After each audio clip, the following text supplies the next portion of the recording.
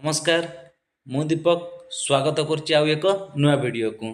तो दर्शक बंधु प्रधानमंत्री आवास योजना को लेकिन आपण मन में जहाँ भी प्रश्न अच्छी तो एबे तार सर्वे प्रक्रियाटी आरंभ हम।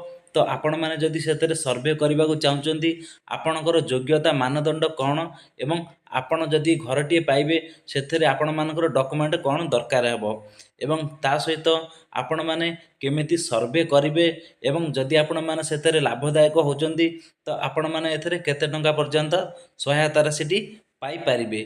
तो आसतु एटी सबुठ बड़ प्रश्न जो हिताधिकारी पाखरे जहाँकि जॉब कार्ड नहीं से मैंने कौन करेंगे एवं केमिति सर्वे करेंगे तार भी मध्य एथरे मु पूरा प्रोसेस आपण मानक बतईदेवी। तो ता पूर्वर कही रखुची जदि आपण मैंने यही D public support YouTube channel को सब्सक्राइब करना तो निहाती भाव में सब्सक्राइब कर दिंतु। जहाँ भी लेटेस्ट वीडियो मु अपलोड करी आपण मानक पाखक संगे संगे नोटिफिकेशन टी चलीज यही D public support YouTube channel. तो दर्शक बंधु आसतु आम ये प्रथम करी आवास प्लस योजना जहाँकि आपण मैंने केमिति सर्वे करेंगे को आप्लिकेसन रे केमिति डाउनलोड करेंगे तार प्रोसेस मु कहबी। तो स्टेप बाय स्टेप ये आपण मैंने को गोटे गोटे मुझे बतईदेवी। तो यही जो आवास प्लस योजनाटी जहाँकि जो आप्लिकेसन टी से मध्य प्ले स्टोर रे अवेलेबल नहीं। तो आपण मैंने केमिति डाउनलोड करेंगे एवं केमिति स्टेप बाय स्टेप सर्वे करेंगे एवं ता सहित आपण मानकर योग्यता मानदंड कौन अच्छी आपणकर डॉक्यूमेंट ये कौन दरकार हे एवं जदि आपण मानकर जॉब कार्ड नहीं आपण मैंने केमिति एथरे सर्वे करेंगे ता सहित जदि आपण मैंने घरटीए पाउचंती तो आपण मैंने एठू केते टंका पर्यंत सहायता राशि पाइपारे। तो दर्शक बंधु आसतु आम एबे प्रथम करिकी केमिति से एप्लिकेशन टी डाउनलोड करिबा।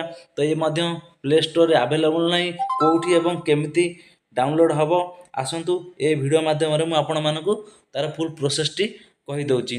तापरे आपण माने जहाँकि एठी नोटिस जो जारी होईची तो योग्यता एवं मानदंड एवं आपण मानकर डॉक्यूमेंट कौन कौन दरकार तो आपण मानक पाखरे जदि सही डॉक्यूमेंट नहीं तो आपण माने एथरे घरटीए पाइबे कि नहीं एवं सर्वे करें कि नहीं।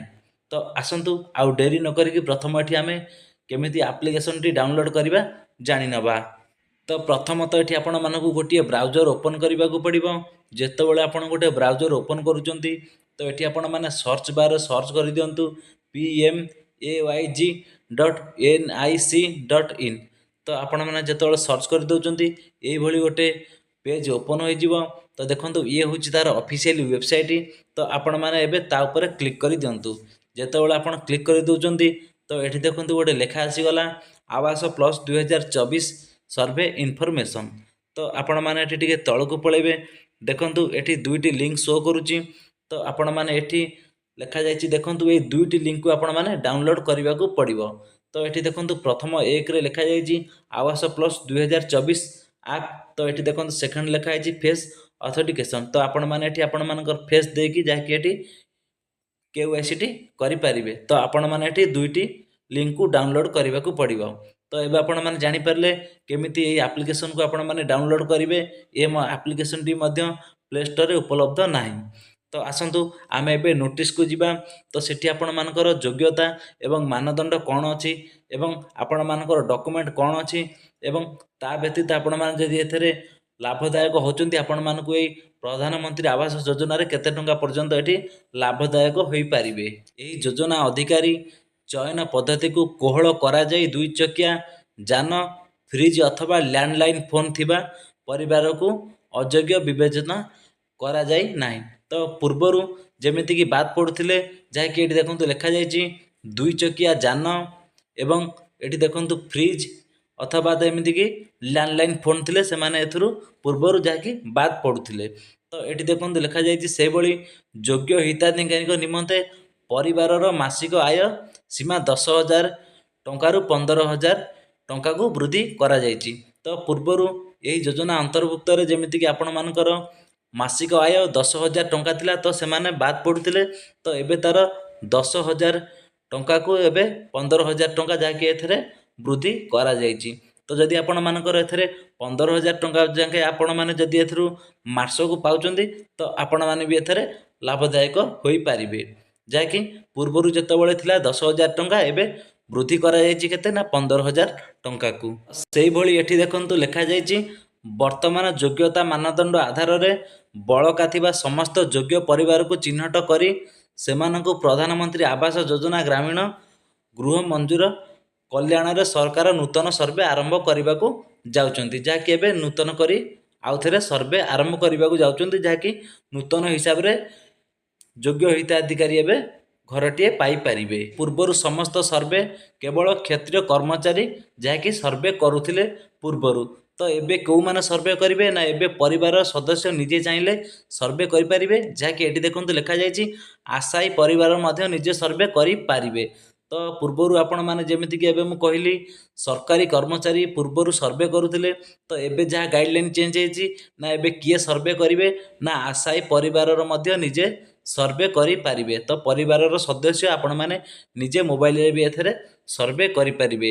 ତ ଆସନ୍ତୁ ଆମେ ଆଗକୁ ଜାଣିବା ଆର ଡକୁମେଣ୍ଟ କ'ଣ ଦରକାର। ଆପଣମାନେ ଯଦି ଏଥିରେ ନିଜେ ସର୍ଭେ କରୁଛନ୍ତି ତ ଆପଣମାନେ ଡକୁମେଣ୍ଟ ଠିକ୍ ଦେଇକି ଯେତେବେଳେ ଆପଣମାନଙ୍କର ଫର୍ମକୁ ଭେରିଫିକେସନ୍ କରାଯିବ ତ ଆପଣମାନେ ଯଦି ଯୋଗ୍ୟ ଥିବେ ତ ଆପଣମାନଙ୍କୁ ଏଠି ଘରଟିଏ ନିଶ୍ଚିନ୍ତ ଭାବରେ ଦିଆଯିବ। ଏଠି 2 ତାରିଖରୁ ଆର କାର୍ଯ୍ୟକ୍ରମଟି ଆରମ୍ଭ ହୋଇଗଲାଣି। ତ ଆପଣମାନେ ଯଦି ଏଥିରେ ଯୋଗ ଦେଉଛନ୍ତି ତ ଆପଣମାନେ ବି ନିଶ୍ଚିନ୍ତରେ ଜାଣିପାରିବେ ଆପଣମାନଙ୍କର ଯୋଗ୍ୟତା ମାନଦଣ୍ଡ କ'ଣ ଅଛି ଏବଂ ଆପଣମାନଙ୍କର ଡକୁମେଣ୍ଟ କ'ଣ ଅଛି। ତ ଆସନ୍ତୁ, ତ ଯଦି ଆପଣମାନେ ସର୍ଭେ କରିବେ ତ ତାର ଡିଟେଲ୍ସଟି ଆପଣମାନେ ଏଥିରେ ଯଦି ଯୋଗ ଦେଉଛନ୍ତି ତ ଜାଣିପାରିବେ। ତ ଏଠି ଦେଖନ୍ତୁ ଲେଖାଯାଇଛି ଏହି କର୍ମଶାଳାରେ ହିତାଧିକାରୀଙ୍କୁ ନିଜ ଦ୍ୱାରା ସର୍ଭେ କରିବା ପ୍ରଣାଳୀ ବୁଝାଇବା ସହିତ ଯାହାକି ଯଦି ଆପଣମାନେ ଏହି କର୍ମଶାଳାରେ ଯୋଗ ଦେଉଛନ୍ତି ତ ଆପଣମାନେ ନିଜେ କେମିତି ସର୍ଭେ କରିପାରିବେ ଏ ନେଇ ସେମାନେ ଆପଣମାନଙ୍କୁ ବୁଝେଇବେ, ଯାହାକି ଇନକ୍ୱାରିରେ ଯେଉଁ ଲୋକ ଆସିବେ ଆପଣମାନଙ୍କର ପଞ୍ଚାୟତକୁ, ଯାହାକି ଫିଲ୍ଡ ଭେରିଫିକେସନରେ ଯେଉଁ ହିତାଧିକାରୀ ଲୋକ ଆସିବେ, ଯାହାକି ଯେଉଁ ଅଫିସର ଆସିବେ ସେମାନେ ଆପଣମାନଙ୍କୁ ନିଜେ ବୁଝେଇ ଦେବେ ଯେ ଆପଣମାନେ ଏଥିରେ କେମିତି ସର୍ଭେ କରିପାରିବେ। ତା ସହିତ ଦେଖନ୍ତୁ ଏଠି ଆପଣମାନଙ୍କର ଡକୁମେଣ୍ଟ ବି କ'ଣ ରହିଛି ଉଲ୍ଲେଖ କରାଯାଇଛି।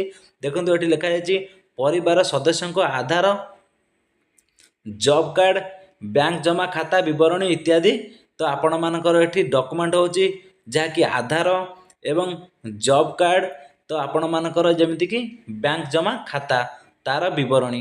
ତ ଦର୍ଶକ ବନ୍ଧୁ ଏଠି ଆପଣମାନଙ୍କୁ ମୁଁ କହିଦେଉଛି ଯେ ଜବ୍ କାର୍ଡ଼ ନେଇକି ଆପଣମାନଙ୍କ ମନରେ ଯେଉଁ ଗୋଟିଏ କୋଶ୍ଚିନ୍ ରହୁଛି, ତ ଆପଣମାନଙ୍କର ଯଦି ଜବ୍ କାର୍ଡ଼ ନାହିଁ ଏଥିରେ ଆପଣମାନେ ସର୍ଭେ କରିପାରିବେ ନାହିଁ। ତ ଦେଖନ୍ତୁ ଏଠି ପୁରାପୁରି ସ୍ପଷ୍ଟ ଭାବରେ ଉଲ୍ଲେଖ କରାଯାଇଛି ଯେ ଆପଣମାନଙ୍କର ଡକୁମେଣ୍ଟ ହେଉଛି ଯେମିତିକି ଏଠି ଲେଖାଯାଇଛି ପରିବାରର ସଦସ୍ୟଙ୍କ ଆଧାର ଏବଂ ଜବ୍ କାର୍ଡ଼। ତ ଏଥିରେ ଜବ୍ କାର୍ଡ଼ ହେଉଛି ମୁଖ୍ୟ। ତ ଆପଣମାନଙ୍କର ଯଦି ଜବ୍ କାର୍ଡ଼ ନାହିଁ ଆପଣମାନେ କେବେ ଏଥିରେ ସର୍ଭେ କରିପାରିବେ ନାହିଁ, ତ ଆପଣମାନେ କେବେ ବି ଘରଟିଏ ପାଇପାରିବେ ନାହିଁ। ତ ମୋ ମତରେ ଇଏ ହେଉଛି ଗୋଟେ ଭୁଲ ଡିସିସନ୍, ଯାହାକି ବହୁତ ହିତାଧିକାରୀ ମାନେ ଅଛନ୍ତି ଯେମିତିକି ସେମାନେ ଜବ୍ କାର୍ଡ଼ ନାହିଁ ଏବଂ ସେମାନେ ଓଡ଼ିଶା ବାହାରେ ଯାଇକି ଦାଦନ ଖଟୁଛନ୍ତି ଏବଂ ସେମାନେ ଦିନ ମଜୁରିଆ ଭଳିଆ ଓଡ଼ିଶା ବାହାରେ ଯାଇକି ଖଟିକି ନିଜ ଘର ଏବଂ ନିଜ ପେଟ ପୋଷୁଛନ୍ତି। ତ ସେମାନଙ୍କର ବହୁତ ଲୋକଙ୍କର ଏଠି ଜବ୍ କାର୍ଡ଼ ନାହିଁ। ତ ସେମାନେ ଯଦି ଚାହୁଁଛନ୍ତି ତୁରନ୍ତ ଯାଇକି ଏବେ ଜବ୍ କାର୍ଡ଼ ପାଇଁ ଆବେଦନ କରିଦିଅନ୍ତୁ ଏବଂ ଆବେଦନ ଯଦି ଆପଣମାନେ କରିବେ କେଉଁଠି କରିବେ ବି ମୁଁ ମଧ୍ୟ ଏଇ ଭିଡ଼ିଓରେ ଆପଣମାନଙ୍କୁ ତାର ଡିଟେଲ୍ସଟି କହିଦେଉଛି। ତ ପ୍ରଥମତଃ ଆପଣମାନେ ଯାଇକି ଆପଣମାନଙ୍କର ପଞ୍ଚାୟତର GRS ହୁଅନ୍ତୁ କିମ୍ବା ତ ଯଦି ଆପଣମାନେ ଆଉ କେଉଁଠି ନ ଯାଉଛନ୍ତି ତ ଆପଣମାନେ ନିଜେ ଯାଇକି ନିଜ ପଞ୍ଚାୟତ ଅଫିସରେ ନିଜ ସରପଞ୍ଚଙ୍କ ସାଙ୍ଗରେ ମତାମତ କରନ୍ତୁ। ତ ଆପଣମାନଙ୍କର ଆଧାର କାର୍ଡ଼ ଏବଂ ପାସପୋର୍ଟ ଫଟୋ ତା ସହିତ ଆପଣମାନଙ୍କର ଗୋଟିଏ ବ୍ୟାଙ୍କର ପାସବୁକ୍ ଜେରକ୍ସ ଦେଇକି ଆପଣମାନେ ଯୋଗାଯୋଗ କରନ୍ତୁ। ସେ ହିତାଧିକାରୀ ଜଣକ ଆପଣମାନଙ୍କୁ କହିଦେବେ ଯେ ଆପଣମାନଙ୍କର ଜବ୍ କାର୍ଡ଼ଟି କେତେ ଦିନ ଏଠି ଆପ୍ରୁଭ୍ କରାଯିବ। ତ ଏଠି ଯାହା ଉଲ୍ଲେଖ କରାଯାଇଛି ଆପଣମାନଙ୍କ ପାଖରେ ଜବ୍ କାର୍ଡ଼ ଏଠି ଥିବା ନିହାତି ଦରକାର। ତ ଯଦି ଆପଣମାନେ ଏଥିରେ ସର୍ଭେ କରିବାକୁ ଚାହୁଁଛନ୍ତି, ତ ଯେଉଁ ହିତାଧିକାରୀ ମାନେ ମୋବାଇଲରେ ସର୍ଭେ କରିପାରିବେ ନାହିଁ ତାଙ୍କ ନାଗି ମଧ୍ୟ ଏଠି ଗୋଟେ ଉଲ୍ଲେଖ କରାଯାଇଛି। ତ ଏଠି ଦେଖନ୍ତୁ ଲେଖାଯାଇଛି ବ୍ଲକ କର୍ମଚାରୀ ଗ୍ରାମର ପ୍ରତ୍ୟେକ ସାହିକୁ ଗସ୍ତ କରି ଗୃହହୀନ ଏବଂ କଚ୍ଚା ଘର ରହୁଥିବା ସମସ୍ତ ପରିବାରଙ୍କୁ ସର୍ଭେରେ ଅନ୍ତର୍ଭୁକ୍ତ କରିବେ। ତ ଯଦି ଆପଣମାନେ ନିଜେ ସର୍ଭେ କରିପାରୁନାହାନ୍ତି ତ ଏଠି ଦେଖନ୍ତୁ ଲେଖାଯାଇଛି ବ୍ଲକର କର୍ମଚାରୀ ଆପଣମାନଙ୍କର ଯାହାକି ସାହିକୁ ସେ ନିଜେ ଗ୍ରସ୍ତ କରିକି ଆପଣମାନଙ୍କର ସର୍ଭେଟି ସେମାନେ ମଧ୍ୟ ଏଥିରେ କରିପାରିବେ। ଯଦି ଆପଣମାନେ ଏଥିରେ ସର୍ଭେ କରିପାରୁନାହାନ୍ତି ନିର୍ଦ୍ଦିଷ୍ଟ ଟାଇମକୁ ଅପେକ୍ଷା କରନ୍ତୁ। ତ ବ୍ଲକର କର୍ମଚାରୀ ଯାଇକି ପ୍ରତ୍ୟେକ ସାହି ବୁଲିକି ସେମାନେ ଏଠି ଯାଞ୍ଚ କରିକି ଆପଣମାନଙ୍କର ସର୍ଭେଟି ସେମାନେ କରିନେବେ। ଦେଖନ୍ତୁ ଲେଖାଯାଇଛି କ୍ଷେତ୍ର କର୍ମଚାରୀ ସର୍ଭେ ସମୟରେ ପରିବାରର ସଦସ୍ୟଙ୍କ ବୟସ ବୃଦ୍ଧି, ଶିକ୍ଷାଗତ ଯୋଗ୍ୟତା ଏବଂ Aadhaar card number job card number तो ये शिक्षागत योग्यता जहाँकि जदि आपण मैंने भेरिफिकेसन करुँच जहाँकि सर्वे करुँच तो आपण मानकर यही सब डॉक्यूमेंट दरकार। तो जमीक ये लिखा जाइए Aadhaar card number job card number एवं तांकर शिक्षागत योग्यता माने एते सबू सर्वे ठीक रे करि परचंती तो आपण माने जने योग्य हिताधि भाव में परिगणित हेबे एवं आपण माने गोटे घर पक्का घर सरकार तरफ पाई पारिबे। तो एठी देखंतु लिखा जाइए सर्वे आरंभ दिन ठारू 2 मास मध्य कार्य प्रक्रिया शेष करने पई गोष्ठी उन्नयन अधिकारी पदक्षेप नेबे। तो जेतेबेले ये सर्वेटी आरंभ होची तो 2 मास भितर जेमिति यार पदक्षेप नेबे जाकि कार्यकारी प्रक्रियाटी शेष करने पई गोष्ठी उन्नयन अधिकारी यार पदक्षेप नेबे। तापर भी जदि कौन से हिताधिकारी एथुर वंचित होचंती हुए तो आर डेट आउ किछि दिन घुंची पारे। आपण माने काहा ना रे एठी सर्वे करबा को चाहुचंती एवं काहा ना रे आपण माने घरटी आनिबा को चाहुचंती जदि आपण मानकु आगामी दिन रे बेसी किछि जानिबा को अछि तो आपण मानकर पंचायत रे जाई जोग दियंतु जेमिति कि कर्मशाला रे आपण माने जाई जोग दियंतु तो आपण माने हेतु निश्चित भाव में जानि परिबे एवं आगामी दिन रे तार जहाँ भी डॉक्यूमेंट रहउची एवं तार जहाँ भी गाइडलाइन एवं योग्यता मानदंड विषय रे आपण माने जदि जोग दउचंती तो आपण माने एतरे किछि अंश रे जानि परिबे। ता पूर्व कहि रखुची आपण माने एई D public support YouTube channel को सब्सक्राइब करिक रखंतु। आगामी दिन में जहाँ भी यार लाटेस्ट वीडियो मु अपलोड करी तो आपण पाखक संगे संगे नोटिफिकेशन टी चली जीवो एई D public support YouTube channel. आपण मन में गोटे प्रश्न उठुव तो जदि आपण माने एथरे घरटीए पाउचंती तो आपण माने एथरे केते टंका पाई परिबे।